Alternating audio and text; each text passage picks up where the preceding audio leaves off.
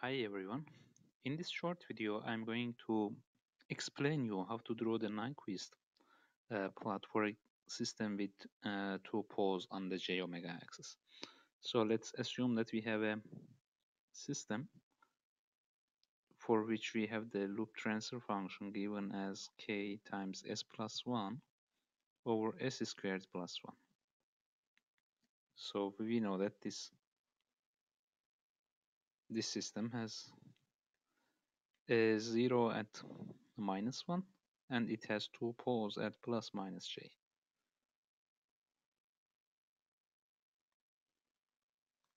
And for this system, we want to draw the Nyquist plot. So again, we will start by setting k equal to 1. Therefore, L of s will be equal to s plus 1 over s squared plus 1. I already have the location of poles and zeros of the system. We need to determine the Nyquist contour, which covers the whole right half plane and it doesn't pass through any pole or zero, as you can see here. And now for this contour, I will determine different segments. We have one segment here, the first segment, for which s is equal to j omega, where omega goes from 0 to 1 minus, and it goes from 1 plus till plus infinity. So it is indeed the combination of two regions. For the second region, I can write it here. For the second region, we have s equal to j plus r e to j theta, where r goes towards 0 and theta goes from minus pi over 2 till pi over 2 in a counterclockwise way. We can write j in the form of e to the power of j pi over 2, which may be helpful later on, as I will describe how to draw the Nyquist plot for this segment. Then we have the last segment, segment number 3, for which s is equal to r e to j theta when r goes towards infinity and theta goes from pi over 2 till minus pi over 2 in a clockwise way. Okay, so now we can start to draw the Nyquist plot for each segment. Let's say that here we have the S-plane, and I'm going to start with the first segment. For the first segment, s is equal to j omega. As a result, L of s will be equal to 1 plus j omega over 1 plus j omega squared, which is indeed equal to 1 plus j omega over 1 minus omega squared. Starting from 0, for omega equal to 0, we will have amplitude of L of j omega. So this could be written as L of j omega equal to, replacing omega with 0, we will have 1. And for phase of L of j omega, we will have phase of numerator, which is inverse tangent of omega, minus phase of denominator. And since omega is equal to 0, let's say for omega is smaller than 1, or let's say between 0 and 1, we will have 1 minus omega squared bigger than 0. So the corresponding phase will be equal to 0. Omega equal to 0 will result in inverse tangent of 0 minus 0, which is equal to 0. So at omega equal to 0, we will be here at plus 1. For omega equal to 1 minus, a little bit before 1, we will have amplitude of L of j omega equal to infinity. Just replace it here at the denominator. And for the phase, we will have inverse tangent of 1 minus 0, because still we have 1 minus omega squared bigger than 0. And this inverse tangent of 1 minus is equal to pi over 4 minus, or we can say it's equal to pi over 4 minus epsilon. So amplitude is infinity, phase is equal to pi over 4 minus epsilon. If I assume that this is our pi over 4, then it means that for omega equal to 1 minus, we will be somewhere around here. So at this point. So this stands for omega equal to 1 minus. Omega equal to 1 plus, or 1 plus epsilon you can think of, we will have again amplitude equal to infinity and phase equal to inverse tangent of 1 plus minus phase of denominator. And now since omega is bigger than 1, this means that 1 minus omega squared is smaller than 1, smaller than 0. And as a result, phase of 1 minus omega squared could be equal to pi. So here we will have minus pi. As a result, phase will be equal to phase of inverse tangent of 1 plus is equal to pi over 4 plus epsilon minus pi, and we will have minus 3 pi over 4 plus epsilon. So again, if I assume that this is my minus pi over 4, for omega equal to 1 plus, amplitude is infinity and phase is minus 3 pi over 4 plus epsilon. So we will be somewhere around here. Omega equal to 1 plus. Omega equal to plus infinity, amplitude of L of j omega will be equal to 0, because we have omega squared in the denominator and omega in the numerator. And for phase of L of j omega, we will have inverse tangent of infinity minus phase of denominator, and since again it's a negative number, we will have minus pi. So we will have pi over 2 minus pi, which is equal to minus pi over 2. So we will arrive at the origin with the angle of minus pi over 2. So here we have omega equal to plus infinity. So, and for omega from 1 plus until infinity, we could see that the amplitude becomes smaller and smaller, and the phase goes from minus 3 pi over 4 towards minus pi over 2. So we can roughly draw the Nyquist plot for that part like this. And for omega starting from 0 and going towards 1 minus, amplitude will start to increase and phase will go from 0 towards pi over 4. So we may have something like this for that segment. From omega equal to 0 till omega equal to 1 minus. So here we have omega equal to 0.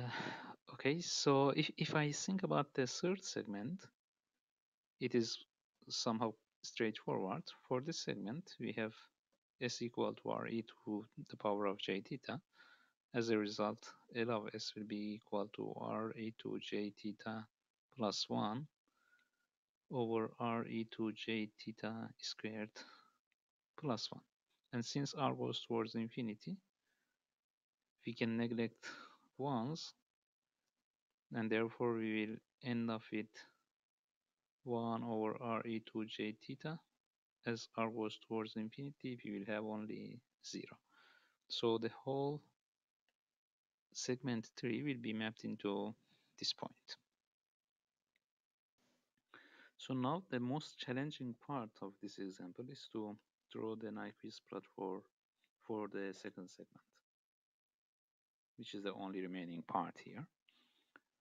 So as I mentioned already, s is equal to j plus re to j theta. We can start to replace that value into our L of s, and continue finding out the amplitude and phase for the system. So it could be one approach. However, there is an easier approach. I will talk about the easier approach maybe later. So let's go forward by setting s equal to j plus re2 j theta, where r goes towards 0 and theta goes from minus pi over 2 to pi over 2 in a counterclockwise way. We will have L of s equal to 1 plus j plus re2 j theta over j plus re2 j theta squared plus 1. Since r goes towards 0, we can neglect this here. So we will have 1 plus j over, if we expand this here, we will have minus 1 plus j2 re2 j theta plus 1. And as a result here, we will have this minus 1 plus 1 will be cancelled, and we will end up with 1 plus j over j2 re2 j theta, which could be rewritten in the form of 1 plus j. Instead of j, we can write e2j pi over 2. So 2r e2j pi over 2 e2j theta. Since r goes towards 0, we will end up with huge R, where R goes towards infinity. 1 plus j times e2j to the power of pi over 2 plus theta. We can also write this 1 plus j, so it's in this indeed here. 1 plus j could be written in the form of square root of 2 e2j pi over 4. So we will have r, we can neglect square root of 2, e2j pi over 4 times e2 minus j pi over 2 plus theta. And at the end we will have r e2j times pi over 4 minus pi over 2. Inside we will have minus pi over 4 minus theta, or we can write it in the form of r e2j alpha, where r goes towards infinity and alpha is equal to minus pi over 4 minus theta. And since theta goes from minus pi over 2 till pi over 2 in a counterclockwise way, we will have alpha going from minus pi over 2 minus pi over 4, or minus 3 pi over 4 till minus pi over, sorry, so maybe I would write it again here. Replacing theta with minus pi over 2, we will have minus pi over 4 minus pi over 2 till minus pi over 4 minus theta, which is pi over 2. So we will go from minus pi over 2 plus pi over 4 plus pi over 2, which is pi over 4, minus pi over 2 minus pi over 4, which is minus 3 pi over 4. And since we had counterclockwise change for theta, we will have clockwise change for the alpha. So clockwise from pi over 4 till minus 3 pi over 4 with the amplitude of infinity, which means that we will start from 1 minus. In a clockwise way, we will go until 1 plus, and we will span the angle of pi. So this is how we draw it for the second segment of the Nyquist contour indeed.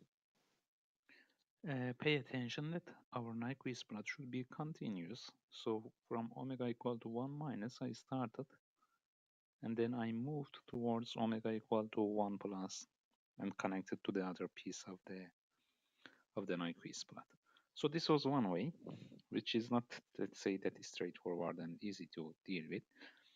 Second approach, which would be easier, is to not find out the phase as we have done here, but just look at where we were at omega equal to 1 minus, where we are at omega equal to 1 plus, and then find out how would be the behavior of our Nyquist plot for transiting from 1 minus to 1 plus.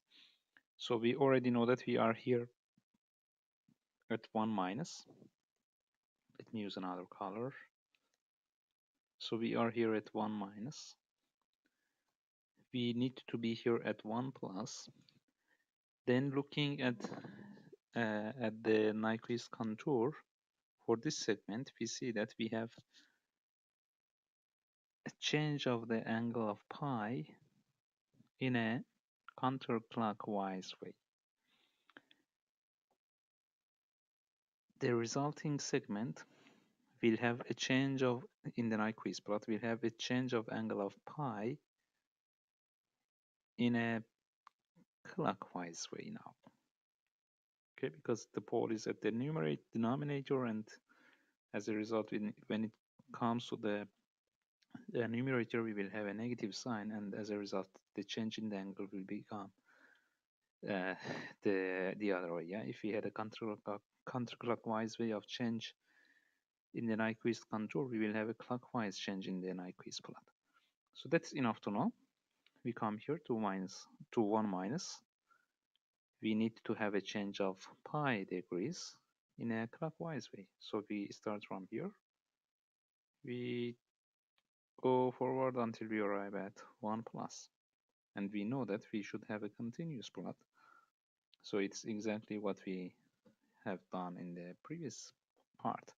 So you can see that it would be much easier in this way to start from a given point, end up at the next point, and know the amount of the angle and also the direction. Okay, so we need to do the change of pi in terms of the angle and in the clockwise way.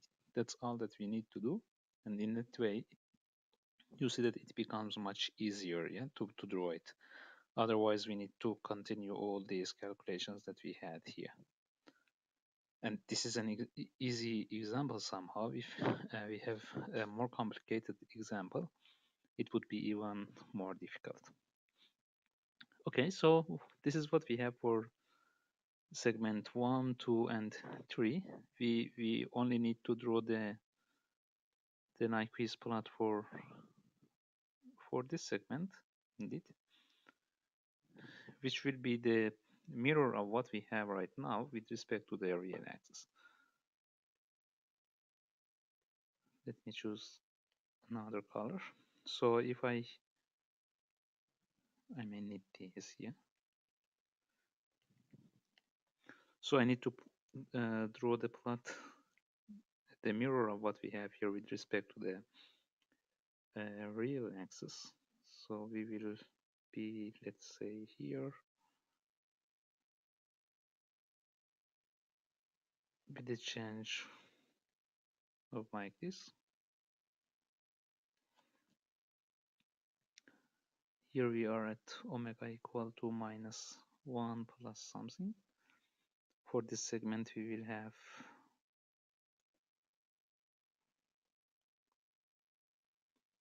the graph like this. And again, we can see here that for going from minus 1 minus to minus 1 plus, we have a change of angle of pi in a counterclockwise way. And here we are at minus 1 minus. Here we have minus 1 plus. So we need to go from this point to the second point here with the change of angle of pi in a clockwise way. So this will be indeed the part of the Nyquist plot that we need to have. So the change of the angle is pi, and we are moving in a clockwise way. Alright, so this is the complete Nyquist plot that we needed to have. I will just erase this guy that I drew later. So this is the complete graph. Now we can discuss the stability of the system. Based on different values of k, we started by k equal to 1. So now I will say if we have minus 1 over k between minus infinity and the origin, if we are in this region, as you can see, n is equal to 0. For any point here, there are no encirclement around that. And since we don't have any pole inside the contour here, so here we see that p is equal to 0, we will have z equal to 0, and this closed loop system will be stable. If minus 1 over k is between 0 and this point here, 1, for any point here, as you can see, we will have only one encirclement. P is equal to 0, then z will be equal to 1. Our closed loop system will be unstable with one right half plane pole. And if minus 1 over k is bigger than 1, smaller than infinity, for any point here, as you can see, we will have two encirclements, one from here and the other one coming from here in a clockwise way. So n will be equal to 2, p is equal to 0, therefore z will be equal to 2. The closed loop system will be unstable with two right half plane poles. We can also verify our finding by referring to the root-locus plot of the system. We have a 0 here and two poles on the j omega axis for positive locus for positive values of k, and for negative locus for negative values of k. We can draw the root-locus of the system roughly, let's say. So for the positive values of k, I will expect the root-locus to behave like this. Yeah? And for the negative values of k, if you draw it,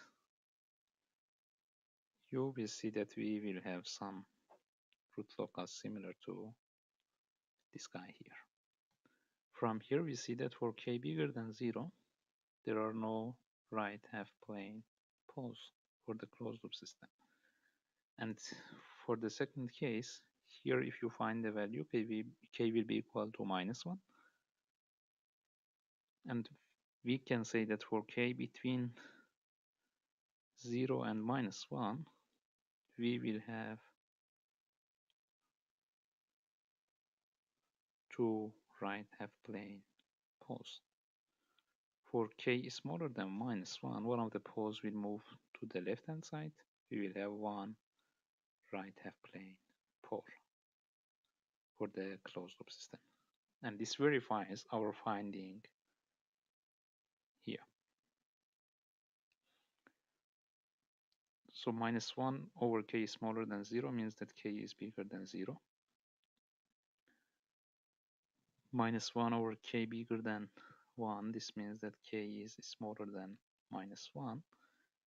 And minus 1 over k between 0 and 1 means that k is between 0 and minus 1. And this indeed our findings are verified using the root-locus approach as well. Alright, so that's all for this video. I hope you have found the video helpful in drawing the Nyquist plot for the cases in which we have poles on the j omega axis, which is a bit challenging compared to the case in which we have no poles on the j omega axis, or we have only poles on at the origin. Okay, so that's all for this video. Thank you for watching, and see you next.